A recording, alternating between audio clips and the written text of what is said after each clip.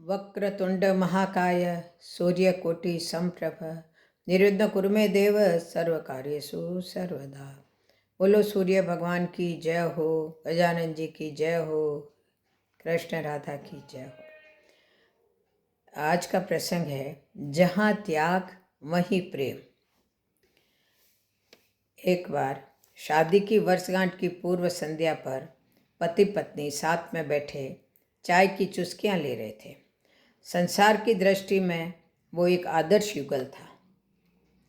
प्रेम भी बहुत था दोनों में, लेकिन कुछ समय से ऐसा प्रतीत हो रहा था कि संबंधों पर समय की धूल जम रही है। शिकायतें धीरे धीरे बढ़ रही थी।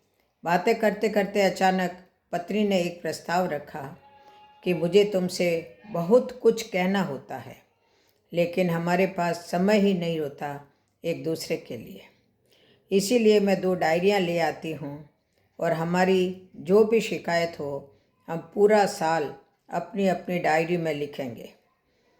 अगले साल इसी दिन हम एक दूसरे की डायरी पढ़ेंगे ताकि हमें पता चल सके कि हम में कौन सी कमियां हैं जिससे कि उसका पुनरावर्तन ना हो सके। पति भी सहमत हो गया कि विचार तो अच्छा है। डायरियां आ गई तो और देखते ही देखते साल बीत गया। अगले साल फिर विवाह की वर्षगांठ की पूर्व संध्या पर दोनों साथ बैठे, एक दूसरे की डायरियां ली। पहले आपकी मनोहार हुई। आखिर में महिला प्रथम की परिपाटी के आधार पर पत्नी की लिखी डायरी पति ने पढ़नी शुरू की। पहला पन्ना, दूसरा पन्ना, तीसरा पन्ना। आज शादी की वर्षगांठ पर मुझे ढंग का तोहफा नहीं दिया। आज होटल में खाना खिलाने का वादा करके भी नहीं ले गए। आज मेरे फेवरेट हीरो की पिक्चर दिखाने के लिए कहा तो जवाब मिला कि बहुत थक गया हूँ। आज मेरे मायके वाले आए तो उनसे ढंग से बात नहीं की। आज बरसों बाद मेरे लिए साड़ी लाए भी तो पुराने डिजाइन की। ऐसी अनेक रोज की छोटी छोटी फरियादें लिखी हुई थी। पढ़कर पति की आंखों में आंसू आ गए। पूरा पढ़कर पति ने कहा कि मुझे पता ही नहीं था मेरी गलतियों का। मैं ध्यान रखूंगा कि आगे से इनकी पुनरावृत्ति ना हो।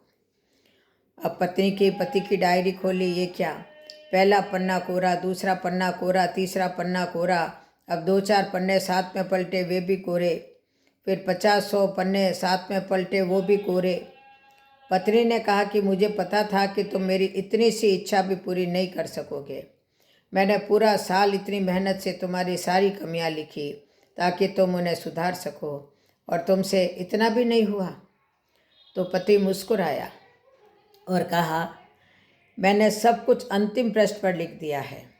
पत्नी ने उत्सुकता से अंतिम पृष्ठ खोला। उसमें लिखा था, मैं तुम्हारे मुंह पर तुम्हारी जितनी भी शिकायत कर लूँ, लेकिन तुमने जो मेरे और मेरे परिवार के लिए त्याग किए हैं और इतने वर्षों में जो असीमित प्रेम दिया है, उसके सामने मैं इस डायरी में लिख सकूं, ऐसी कोई कमी मुझे तुम में दिखाई ही नहीं दी। ऐसा नहीं है कि तुम में कोई कमी नहीं है, लेकिन तुम्हारा प्रेम, तुम्हारा समर्पण, तुम्हारा त्याग उन सब कमियों से ऊपर है। मेरी अनगिनत अक्षम्य भूलों के बाद भी तुमने जीवन के प्रत्येक चरण में छाया बनकर मेरा साथ निभाया है। अब अपनी ही छाया में कोई दोष कैसे दिखाई दे मुझे। अब रोने की बारी पत्नी की थी।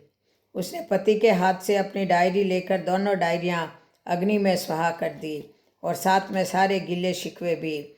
फिर से उनका जीवन एक नव परिणित युगल की भांति प्रेम से महक उठा। जब जवानी का सूर्य अस्ताचल की ओर प्रयाण शुरू कर दे, तब हम एक दूसरे की कमियां या गलतियां ढूंढने की बजाय अगर ये याद करें कि हमारे सारे साथी ने हमारे लिए कितना त्याग किया है, उसने हमें कितना प्रेम दिया है, कैसे पग पग पर हमारा साथ दिया है, तो निश्चित ही जीवन में प्रेम फिर से पल्लवित हो जाए। स्नेह वंदन और प्रणाम। जय जय श्री राधे, जय जय श्री कृष्ण, जय।